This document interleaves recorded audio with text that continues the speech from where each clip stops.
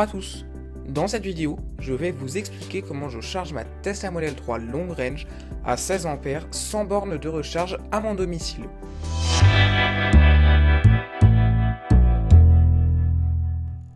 Lors de la commande de notre Model 3 en septembre 2020, la livraison avait été fixée en novembre. Celle-ci a finalement été reculée pour nous faire profiter de la version 2021. Par conséquent, la livraison était prévue en décembre, mais elle a été avancée au 25 novembre et aucune installation électrique n'était prête chez nous. Pour information, la voiture est stationnée en extérieur sur un parking partagé avec nos voisins. Il fallait donc une installation imperméable qui permettait d'arriver jusqu'à elle, située à 17 mètres de notre façade. Pour faciliter la tâche, nous avons demandé à nos voisins de toujours nous laisser la première place pour ne pas avoir à faire une installation plus coûteuse. Nous avons directement exclu la possibilité d'installer une borne car cela aurait été un chantier conséquent. Nous aurions dû demander l'autorisation à la copropriété et cela aurait pris plusieurs jours voire plusieurs semaines. Il ne nous restait donc plus qu'une seule solution, une prise P17 de 16 A de 3,7 kWh. Installation ne demandant pas l'autorisation de la copropriété ni l'intervention d'EDF.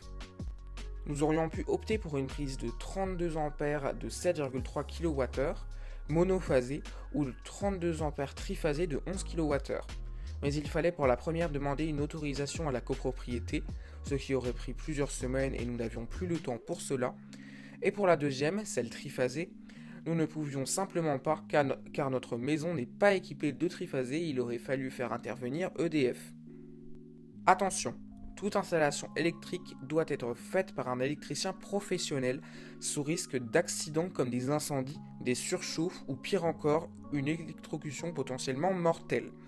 Si un événement de ce type vous arrive et que l'installation a été faite par un électricien professionnel, votre assurance pourra vous dédommager, ce qui ne sera pas le cas si vous faites l'installation vous-même.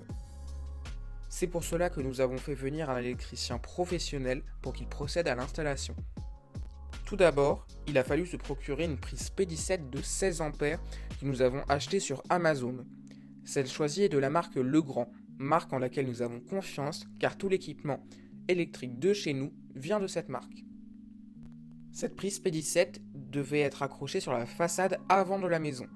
Pour la relier au compteur jusqu'à elle, il fallait 12 mètres de câble plus 17 mètres de la prise à la voiture, donnant une longueur totale de 29 mètres. Pour qu'un courant électrique de 16 A puisse passer sur 29 mètres pendant plusieurs heures sans risque, notre électricien nous a indiqué qu'il fallait acheter un câble de section 4 mm², que l'on a commandé sur manomano.fr. Faites attention à ce que le câble soit bien souple pour pouvoir le manipuler. Attention, cela ne veut pas dire qu'il vous faut dans tous les cas un câble de section 4 mm². Cela dépend de la longueur dont vous avez besoin. Demandez donc à votre électricien la section adaptée ou rapportez-vous au site schéma-électrique.net. Notre électricien nous a ensuite demandé un disjoncteur, un interrupteur différentiel et un peigne de raccordement pour raccorder le câble, donc la prise, au compteur.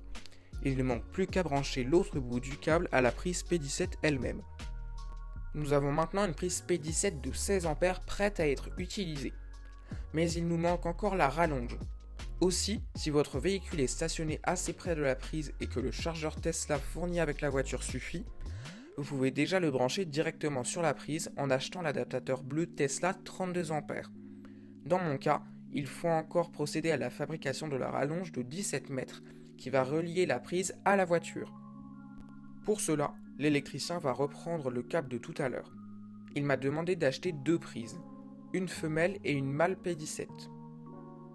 Il va ensuite raccorder la femelle à une extrémité de la rallonge, puis faire de même avec celle mâle.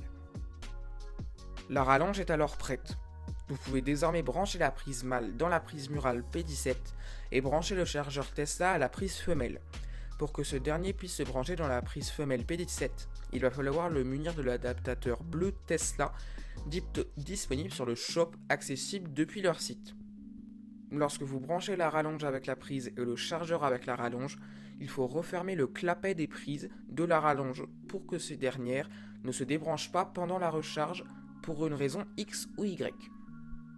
Cette installation étant extérieure et pas imperméable aux grandes eaux, je vous conseille fortement de vous munir d'une boîte Drybox comme celle-ci, pour que l'eau ne s'incruste pas entre la rallonge et le chargeur. Vous pouvez également vous munir d'un petit cache pour la partie basse de la prise de la voiture, pour que celle-ci ne s'oxyde pas. J'en ai d'ailleurs commandé un, mais il n'est toujours pas arrivé. Les inconvénients de cette installation sont ceux-ci. Au lieu de prendre un câble déjà installé et de le brancher directement sur la voiture comme on fera avec une borne, il faut installer tout le matériel, opération qui prend une dizaine de minutes.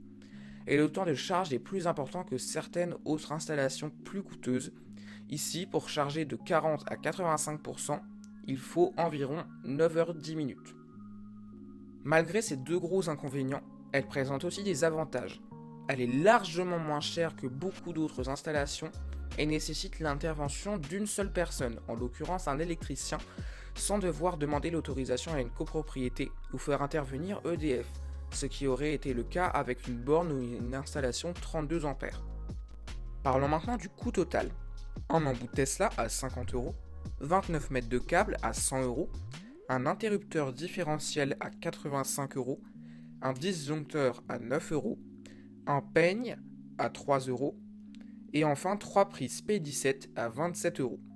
Cela aura un coût total de 275€, sans compter l'intervention dans l'électricien qui varie selon le lieu, le moment et d'autres paramètres. Personnellement, nous vivons avec cette installation depuis 18 semaines et faisons en moyenne 210 km par semaine avec la voiture et nous ne la rechargeons que le vendredi soir et cela n'est absolument pas perçu comme un inconvénient par moi et ma famille. En temps normal, je veux dire sans épidémie et restrictions, nous faisons avec la voiture 400 à 600 km par semaine puisque nous faisons un aller-retour à Lille, nous nous rendons plusieurs fois à Paris et faisons certaines fois un aller-retour à Rouen et je ferai inévitablement une vidéo sur la gestion de ces trajets ainsi que les recharges. Mais je pense que ce ne sera pas un problème grâce au réseau de superchargeurs.